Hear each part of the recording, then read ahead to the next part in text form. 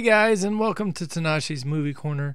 And today we are doing our spoiler review for X-Men Apocalypse. So once again, Brad is here. Say hi. Hey everyone. And so this is going to be spoiler filled. We get to let loose and talk about some of the stuff like Phoenix. Definitely talk about Phoenix. Or how about that Wolverine? Berserker. So I'm gonna go ahead and let you start wherever you want. What would you like to talk about? Well, to follow up with what you gave me to start with, Phoenix looked pretty awesome when she finally showed up. Yes, yeah, for sure. And there was definitely quite a bit of, there's a little bit of a build up there because, which really worked out, with like Charles's his analytics as to what Jean Grey was like, what she was going through and all that stuff. He's kind of telling her one thing a little bit, and then later on he's kind of like, well, this actually concerns me, but gotta do what you gotta do here. But that Phoenix reveal, though, awesome. And of course, she is a badass. She takes Apocalypse out like nothing. Like, she bent him over her knee and just went to town on his ass. Like, man. That was a pretty strong metaphor, but it's almost accurate in this situation. Yeah. So, and just the image of it with the surrounding her, right? I love seeing that. Took me back to X2, and that's definitely something I wanted to see. So we will get the Phoenix storyline, hopefully, as long as these continue. And as for the Wolverine thing, okay, just damn. That was awesome. Just damn. I mean, the thing is, though, it's a very stark contrast too with the way that a lot of this, a lot of this movie was going, because of how just sheer brutal it was. Yeah, for a PG-13 movie, they did a good job of showing you just how violent Wolverine can be and what he's capable of, with all the shots of the blood and the claw marks and. Again, seeing his rage, seeing the actual Weapon X part take place, which I don't think was ruined by the trailers, unless I missed something. Yeah, we know he's in it, but we kind of thought he was going to be in it anyway.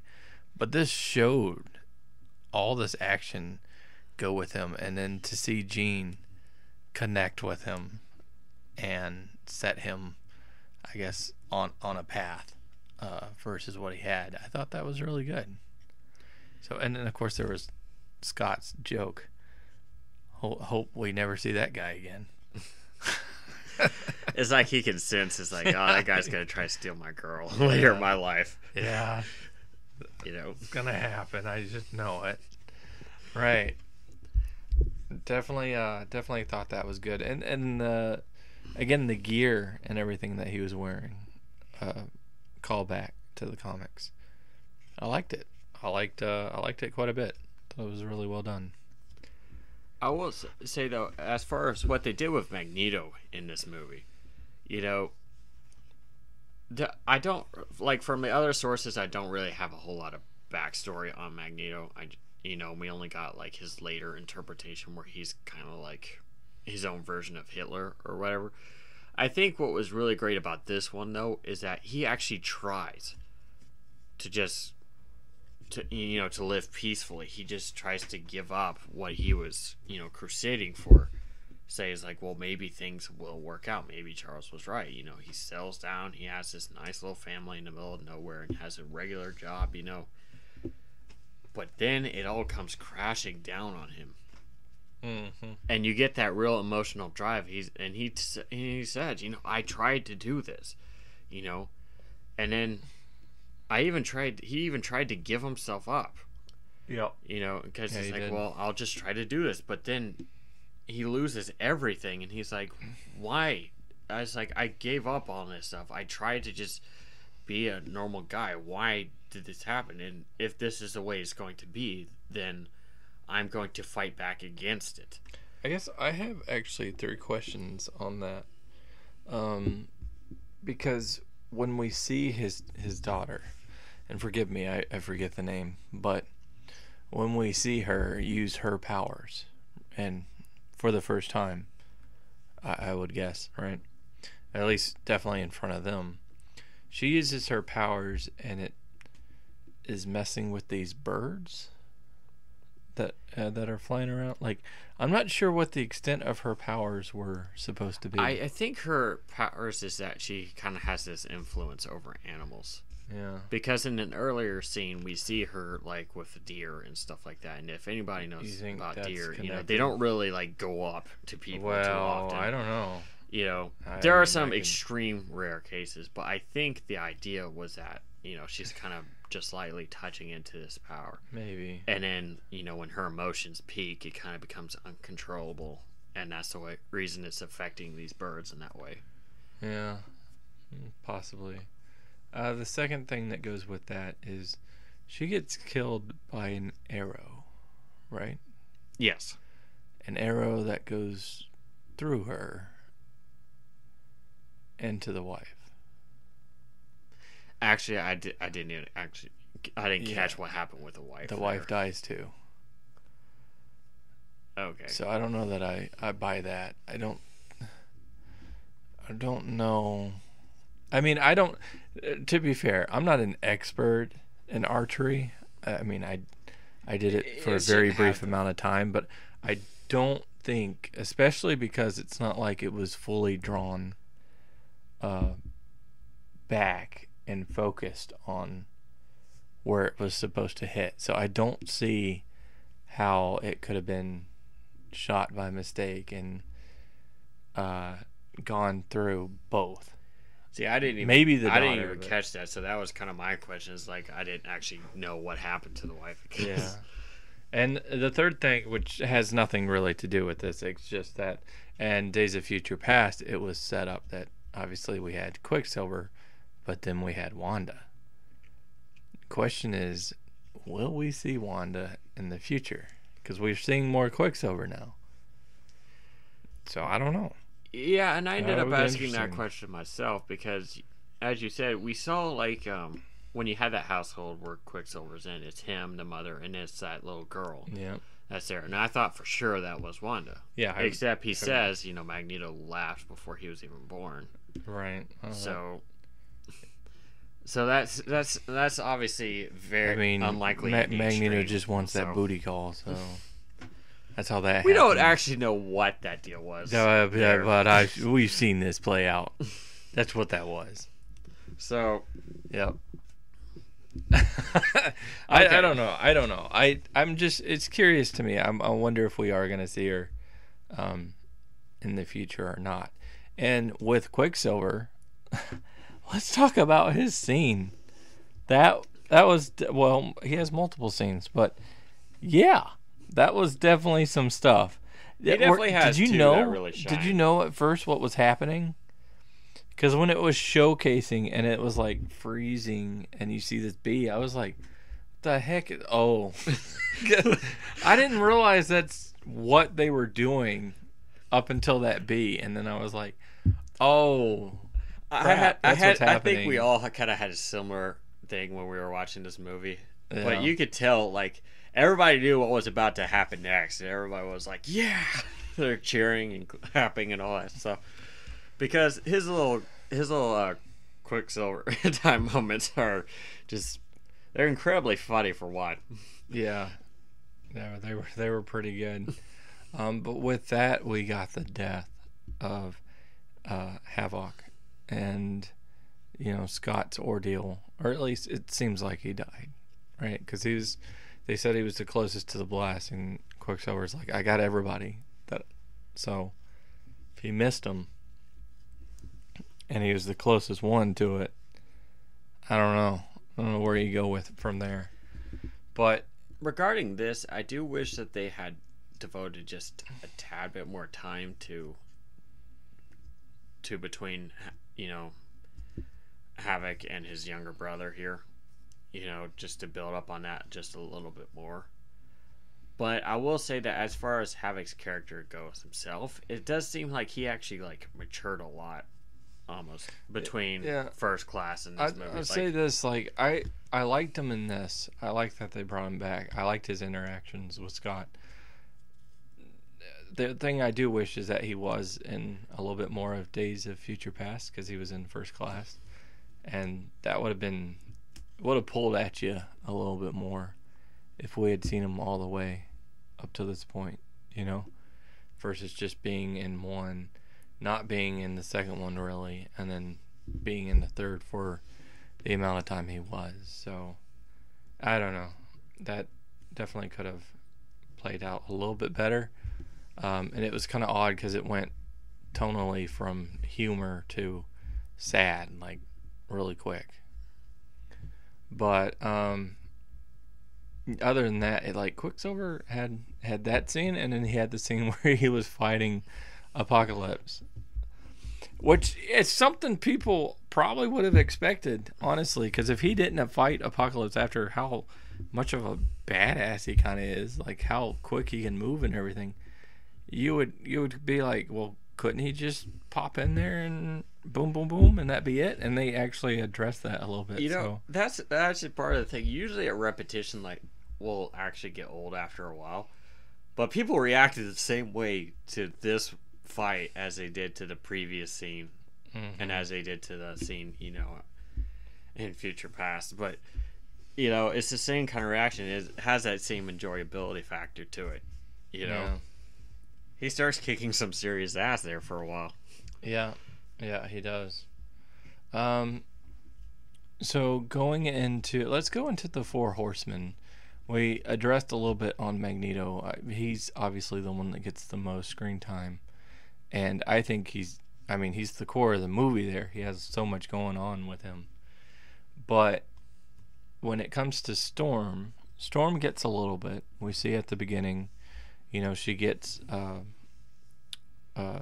brought into it as a thief, which I liked. I liked seeing that. I liked the accent very much. I liked her hair. I liked the attitude she kind of had. And I liked her powers when we got to see them. We didn't get to see as much as I would have hoped for. But it's set up. Like this one, as much as it's a third one, it was set up. So Jean, Scott, Nightcrawler, Storm, they were all setting up for a future film. So I guess in that sense, and Quicksilver even, I think it was okay. But then, we get Psylocke, and she doesn't use her telekinetic abilities aside from using the sword, right? That's all she's pretty much restricted to. Yeah, so that I forget who brought it up, but someone brought up the fact that, well, what if she had a battle with Jean, a mental battle with Jean? But seeing how strong Jean is, that wouldn't have lasted very long, I think, unless... Now, my understanding is that her psychic powers are there, and they're effective, but not really so much, but they're not nearly on the same scale as Jean or Professor Xavier or right. Who were they? Or a number of other notable telepaths. Yeah. She's kind of like, she doesn't quite meet up to that same level. She's more physical skill than she is that. So I guess that would be the reason why we wouldn't have that. And she has very few lines. But again, I liked her fighting. So, nah. She's a villain.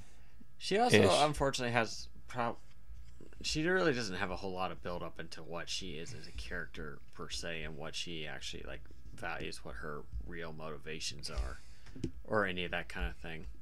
Yeah. So she's very unfortunately kind of flat in that area.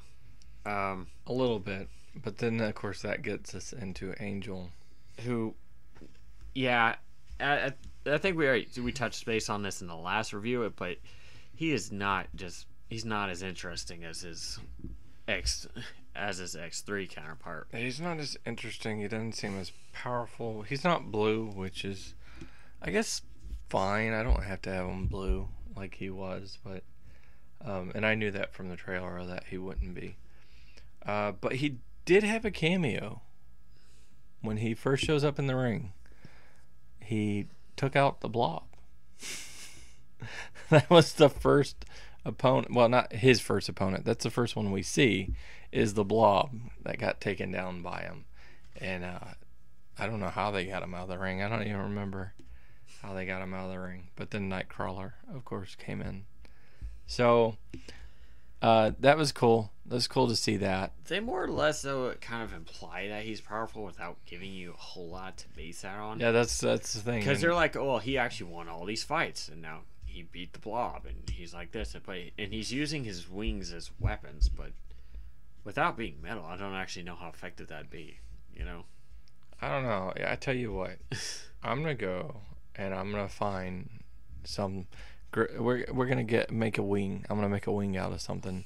I'm gonna slap you in the face with it, and then we'll see how effective it is at knocking you down. Is that good? Well, but Blob is supposed to have like a huge endurance rating, you know. Okay, but he's actually supposed to be pretty. Maybe tough he was knocked backward into the electric fence. That does things. But he weighs like few thousand pounds, which is why he couldn't get up so easily. See, I got this. Trust me, guys. I got this. Anyway, it was still cool, and the whole diss at a third movie thing was cool too, because that went against, you know, The Last Stand. I think that was intentionally put in there. Speaking of which, Rotten Tomatoes. Boy, you guys. Apparently this is rated less, is rated rotten on Rotten Tomatoes, and it is lower than X-Men The Last Stand. Wow. Just wow. That's crazy. I mean, Last Stand only drove us to get First Class and Days of Future Past to erase all that crap, right? So, and then this movie's got that. I can't agree with that. I can't agree with that at all. Like, this movie is so much better, in my opinion, than it's getting credit for by the critics. So, yeah, don't agree with that. I mean, have people completely switched what their standards are in critiquing movies now? That they're like, well, this is somehow worse than that. I don't know. I don't see how. Baffling. And people hate those movies. I don't understand. Like, I don't feel like people would even hate this movie, even if it wasn't your thing. I figured it, at worst, it should probably be a neutral movie for you. I don't see a hate rating for this, though. Like, the thing is, too, for here, I wanted to see more of the characters. That's a good thing. Instead of me being like, oh, man, I don't like these characters. I wanted to see more. The storyline, yes, it wasn't as cohesive as, you know, some of the other ones, being Days of Future Past or X2 or maybe even X-Men in some ways. But it was interesting. The cameos in it were really good. The action of it, for the most part, was good. I talked about some CG not looking too good, but there was actually a lot of good in this film, and I just don't understand. Like, character arcs. There were some good character arcs done in this film too.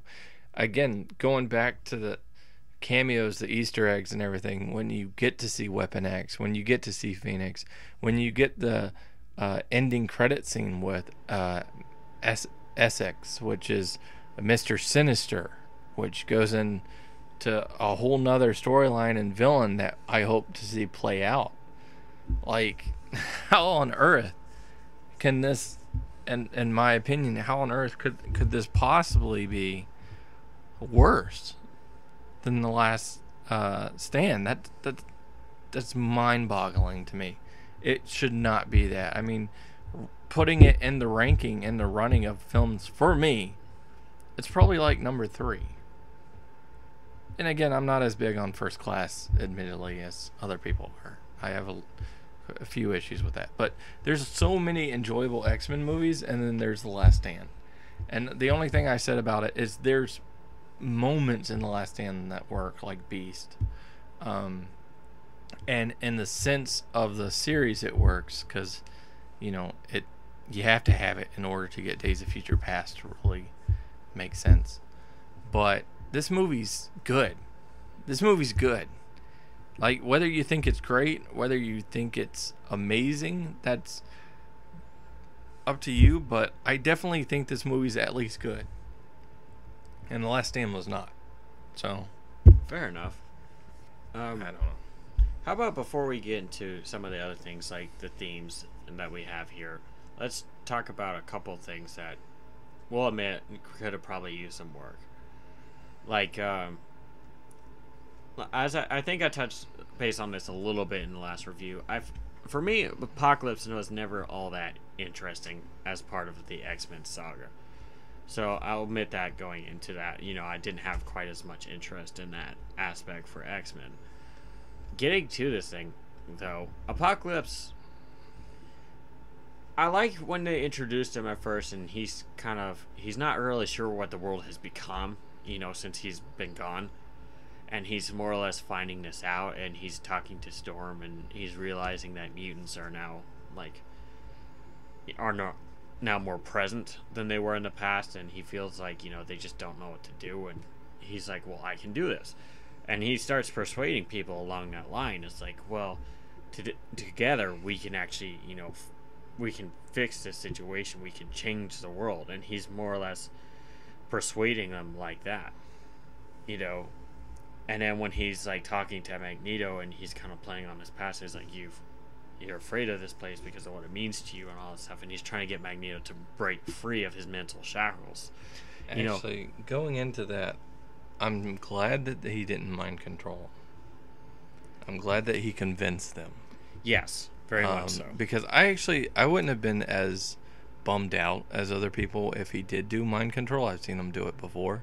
But I do like that he actually went and convinced them to join. It made it work better to me than if he had just mind controlled them from the beginning.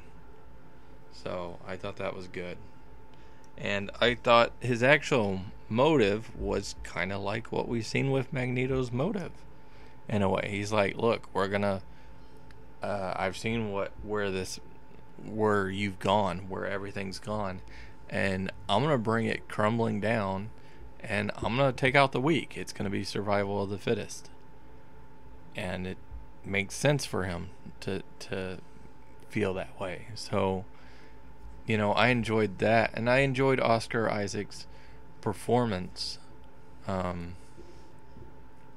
as Apocalypse. I don't think Apocalypse carried as much intimidation with his presence as some people would have preferred, but I don't know. I think it kind of worked for me. I think there's some issues on, well, what's the extent of his power, and why does he even need 4 horsemen? But we do see that he needs Magneto. I'm just not entirely sure why he needed the other 3. I actually get the 4 horsemen thing. I mean, some people have powers, for instance, he does not have access to. That's the whole reason he wants to have Charles, is because he's like, I've met people with telepathy before, but not on this scale. Right, I agree. But again, I also agree with the Charles. 4 horsemen kind of protect him in moments when he is otherwise vulnerable, like when he's body hopping and stuff. I get it for then. I don't get it for when it was. But then I don't know how... Was his plan to body hop from the beginning into somebody, and it was finding the right candidate? Or... I don't know. I will say, though, about his powers is that I do agree that his powers they're not fully explained as to what all he can and cannot do. No, it's just established that he can do stuff because he's been body hopping. Right. The most confusing thing I find on that aspect was the contact he has with the TV, where he learns about everything somehow. Yeah, because he learns English in that moment. Right. And as well as what the general state of the world is. That may have been a scene that got cut down, though, because I know some scenes got cut. Because there's been clips and stuff that got cut out. So I don't know. That's the other thing. Will we get another cut of this film? Because we got the Rogue cut with Days of Future Past, but that was the first time for an X-Men film, not for because the Wolverine had an unrated cut as well that was more R rating than anything. But the X-Men X2, X3, like we didn't have any particular cuts of those. So I kind of wonder if we're gonna get another cut of this film, or if that stuff's gonna remain deleted, and what we're missing out on. Anyway, we have reached past the 25-minute mark, so I guess we'll go five more minutes or so. Is there anything else you wanted to touch upon? Well, kind of two things, I guess. One, real quickly, is again touching upon the Mystique angle. Oh yeah. Really did not feel like Marvel was actually trying to be Mystique here. Yeah. Or that they were trying to do anything that was actually more interesting with this character. You know, in this one, it seems like it's just kind of a tired performance. You know? Yeah. Where the character and the actor are kind of like, whatever. Yeah, just go along. Just didn't contain the emotion I felt. The problem that even has, though, too, is that they're trying to prop Mystique up, you know, saying that she's somehow recognized as a worldwide hero or something like that. But she just doesn't live up to this in the slightest, I feel. You know, and it seems kind of odd. I didn't have a problem with that. I had a problem with her acting, but the fact that people saw her as a hero, given what happened or whatever, that didn't really bother me. It was just she got mentioned in the same sentence as Magneto because they kind of have a history, sort of, just like she kind of has a history with, I don't know, 7 other people. Like she has some relationship problems. Yeah. Seriously. But it just not everything felt bland with her, and it didn't work. Although I do like the costume at the end there. It looked like that was a nod to one of her older costumes. It does, so yeah. I do appreciate that at least. But yeah, so. And I will say, as far as the other thing I want to touch base upon is the thematic thing. There's kind of a message in this thing that history kind of more or less has a way of correcting itself.